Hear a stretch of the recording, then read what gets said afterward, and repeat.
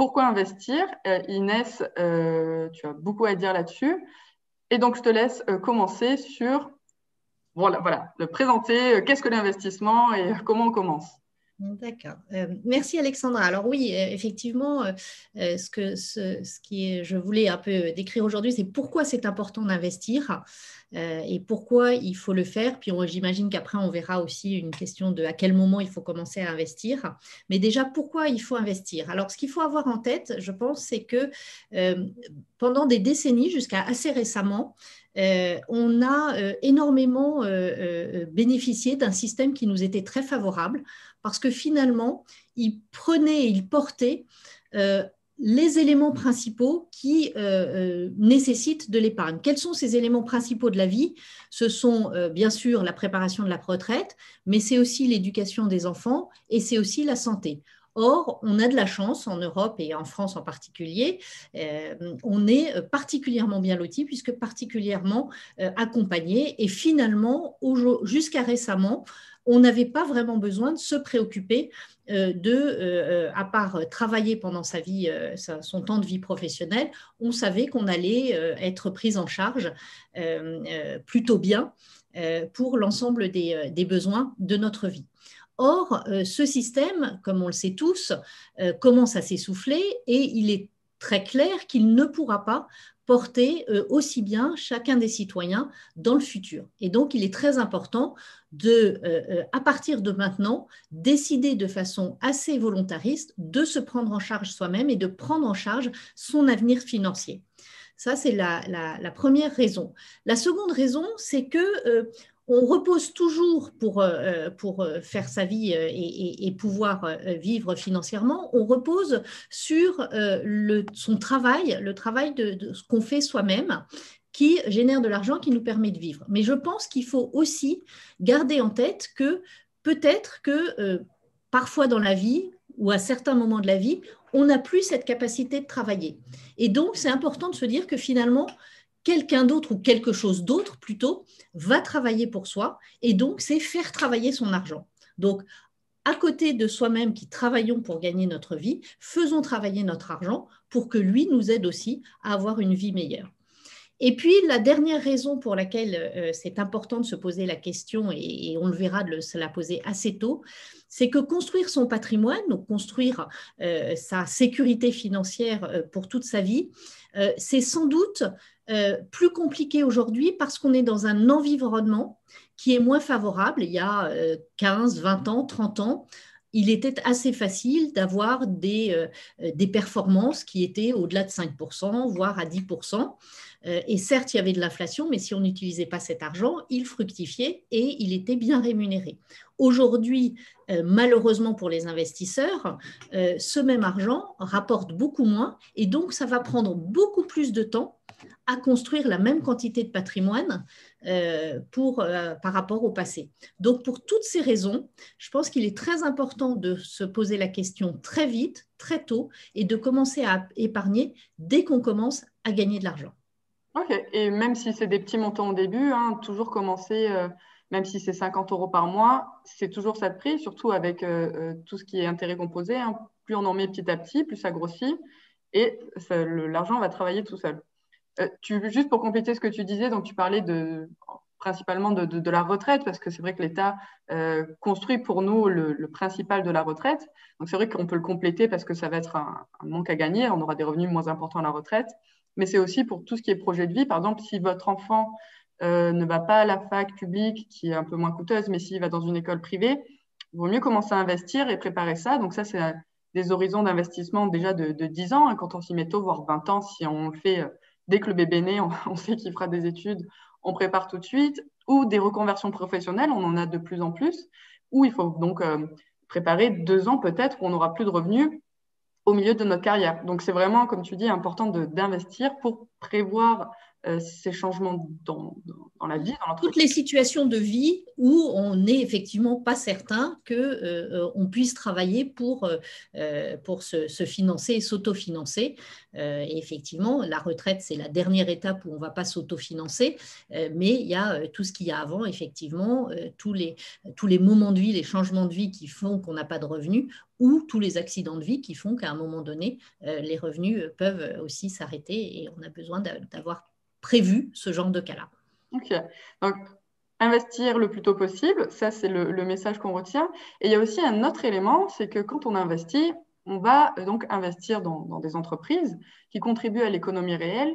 Et là, on peut non seulement donc faire fructifier son argent, mais aussi lui donner un impact en investissant dans des sociétés que l'on va affectionner et que l'on pense qu'il y a un futur vraiment prometteur, en choisissant des investissements, des sociétés qui sont dans le durable, socialement responsables. Et ça aussi, c'est une des missions chez Startellers. On veut que votre argent travaille, mais qu'aussi il ait un impact et contribue positivement à la société. Donc ça, c'est l'autre message. Vous, au lieu de laisser dormir son argent, encore une fois, commencer à investir dans des projets verts, dans des fonds d'investissement qui seront justement tournés vers le développement des Sustainable Goals, donc des objectifs de développement durable des Nations Unies. Donc là-dessus, toi, tu as une expertise vraiment très, très pointue. Tu en penses quoi des investissements verts, justement, pour le long terme? Est-ce que c'est plus intéressant qu'un investissement classique ou pas? Alors, je pense qu'en fait, la tendance qu'on voit actuellement, effectivement, de tout ce qui est ce qu'on appelle les investissements responsables, pour moi, c'est un retour aux vraies valeurs de l'investissement, c'est-à-dire c'est un retour à la volonté que l'investissement soit quelque chose qui d'abord se projette sur le long terme. L'objectif n'est pas de gagner de l'argent pour gagner de l'argent à court terme, mais c'est bien pour en faire quelque chose et pour que ça serve. Et je pense qu'il y a dans l'investissement responsable, il y a un retour à la fonction d'utilité de l'investissement. Donc l'utilité, bien sûr, pour celui qui investit pour pouvoir préparer son avenir financier, comme on l'a dit, mais également l'utilité pour ceux qui nous entourent, pour préparer une société et un environnement qui soit plus agréable, plus favorable à nos enfants, aux futures générations, etc. Et donc, pour moi, ce qui est important dans cette direction aujourd'hui qu'on est en train de prendre sur les investissements responsables, c'est d'abord que ça ait du sens.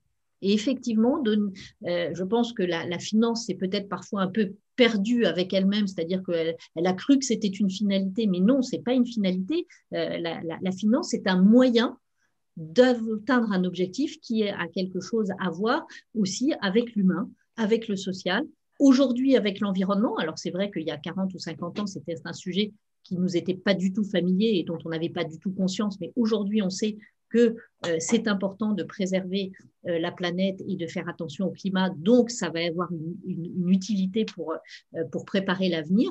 Et donc, voilà, cet investissement responsable, c'est donner du sens à l'investissement. Donc, effectivement, moi, ma recommandation, c'est de ne jamais faire quelque chose qu'on ne comprend pas, qui ne nous parle pas en termes de type d'investissement, et aussi qui a une vision long terme et d'utilité. Non, je suis complètement d'accord avec toi, parce que c'est vrai que des fois, justement, ça vient un peu à la mode, ce terme d'investissement durable, sauf qu'à la base, c'était vraiment ce que c'est. On crée quelque chose, on contribue à une entreprise qui va employer des gens, tout ça dans le respect, bien sûr, de chacun. Donc, est-ce que, justement, nous, on recommande aux gens de s'intéresser à leur portefeuille, même si souvent, ils vont déléguer la gestion, on dit, OK, je vous fais confiance, peu importe. Nous, on cherche que les gens s'impliquent un minimum, ne serait-ce que pour comprendre ce qu'il y a dans le portefeuille, sans forcément y passer des heures, mais vraiment le b.a.-ba, c'est pour ça qu'on fait ces vidéos un peu pour impliquer les gens. Est-ce que tu penses qu'il faut quand même de l'expérience pour commencer à investir? Alors, je ne pense pas qu'il faille de l'expérience pour commencer à investir, et je vais te raconter un peu moi comment j'ai démarré mes investissements. Par contre, je pense que c'est important pour déléguer, effectivement, de s'intéresser à ce qu'on délègue et de suffisamment je dirais comprendre, pas forcément maîtriser. L'idée, c'est pas d'être un expert, parce qu'effectivement, l'intérêt de déléguer, c'est de s'appuyer sur des gens dont c'est l'expertise, mais au moins de pouvoir avoir un dialogue. Et justement, dans ces choix d'investissement, dans cette approche et dans la direction à donner aux investissements et dans les objectifs qu'on a pour préparer, pour l'utilisation de son investissement, c'est important de pouvoir avoir ce dialogue où chacun comprend l'autre et chacun est capable d'apporter finalement ce qu'il doit apporter à la construction du portefeuille. Cette construction de portefeuille par les experts devant s'appuyer sur les besoins de la personne qui va déléguer. Donc, c'est important, à mon avis, de pouvoir avoir ce dialogue et de ne pas hésiter à s'intéresser au sujet. Charge aussi aux experts et à nous financiers d'être suffisamment, d'apporter suffisamment de vulgarisation à ce monde qui, il faut bien dire, on a beaucoup complexifié depuis 30 ans. Donc, charge à nous de le simplifier, de le rendre plus digeste et de l'amener de façon à ce qu'il soit intéressant et qu'il fasse partie de la vie, peut-être pas quotidienne, mais régulière, on va dire, de tout le monde et de chaque citoyen qui construit son avenir financier. Alors, est-ce qu'il faut avoir de l'expérience ou de l'expertise pour commencer à investir ? Non, pas du tout. Je pense que la décision d'investir, elle vient en même temps que la décision d'épargner. Ça ne sert à rien de mettre de l'argent de côté et de le laisser dormir parce que ça vous appauvrit, puisqu'il y a là-dedans tous les mécanismes, notamment d'inflation qui diminuent votre quantité d'argent. Donc, si vous mettez 100 € de côté, aujourd'hui, vous pouvez acheter pour 100 €. Si vous mettez ces 100 € sans les investir quelque part, dans 10 ou 20 ans, ils vaudront peut-être 80 € ou 70 € et vous pourrez acheter plus que pour ce montant-là. Donc, ce serait dommage. Alors qu'en investissement, l'idée, c'est au moins déjà de pouvoir garder ces 100 €, voire peut-être de les faire fructifier un peu plus. Expérience, non, pas nécessairement. Du coup, ma première recommandation, c'est de se faire accompagner. Et du coup de trouver la bonne manière de se faire accompagner. Startellers très clairement a cet objectif-là, je pense, c'est vraiment et c'est pour ça que je suis contente d'accompagner cette société, c'est qu'elle a cette envie de vraiment accompagner de façon simple et compréhensible les gens qui veulent investir.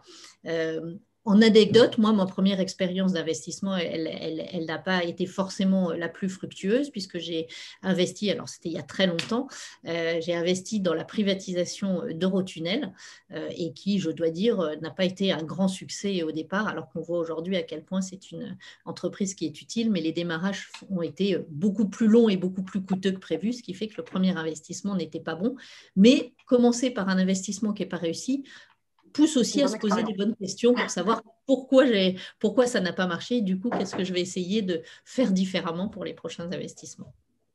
C'est un super conseil. De toute façon, il faut tester. Bien sûr, ça reste de l'argent. Donc, bien se connaître, c'est important. Se connaître son profil de risque. Quand vous commencez à investir, voilà, donc c'est un peu la chose à savoir.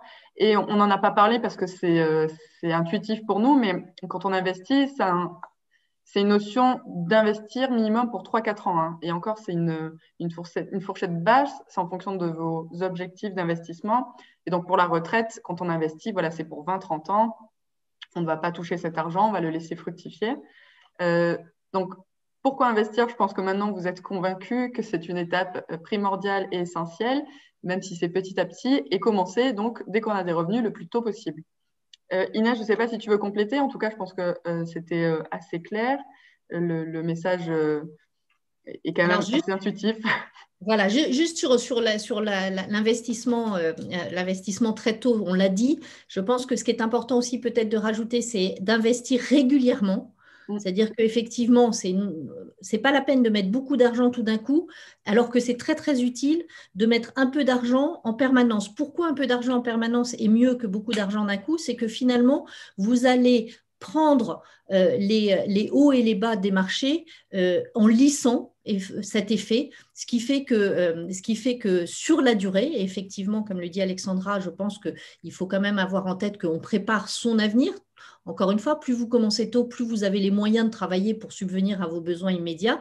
Et donc, c'est bien les besoins futurs pour lesquels il faut économiser. Et vos besoins futurs, c'est probablement pas dans les 2-3 ans, mais plutôt dans les 5, 10, 15, voire 40 ans. Et donc, votre argent a tout le temps de prendre quelques hauts, quelques bas, mais surtout beaucoup de hauts. Et on sait très bien que sur la durée, les marchés et l'investissement sont généralement, s'ils sont bien faits dans la durée. Après, l'autre élément peut-être que je recommanderais, c'est de diversifier, ne jamais mettre tous ses œufs dans le même panier et donc prendre un petit peu de plusieurs éléments. C'est le meilleur gage de réussite sur la durée. Je suis contente que ce soit toi qui le dises parce que je le répète dans tous les webinaires. Je pense que les gens me prennent pour une folle parce que je le répète tout le temps. Parce que j'ai peur des fois quand on fait des webinaires sur des sujets spécifiques que les gens ne retiennent qu'un seul message alors qu'au final, voilà, votre portefeuille d'investissement, c'est un tout. Le diversifier sur du long terme et petit à petit.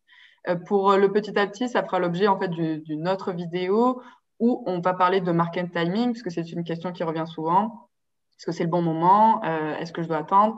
Donc, il n'y a pas de bon ou de mauvais moment. En fait, il faut juste y aller petit à petit. Et sur le long terme, c'est le portefeuille qui travaillera pour vous. Il n'y aura plus besoin de trop réfléchir à cette question de timing. Tout à fait.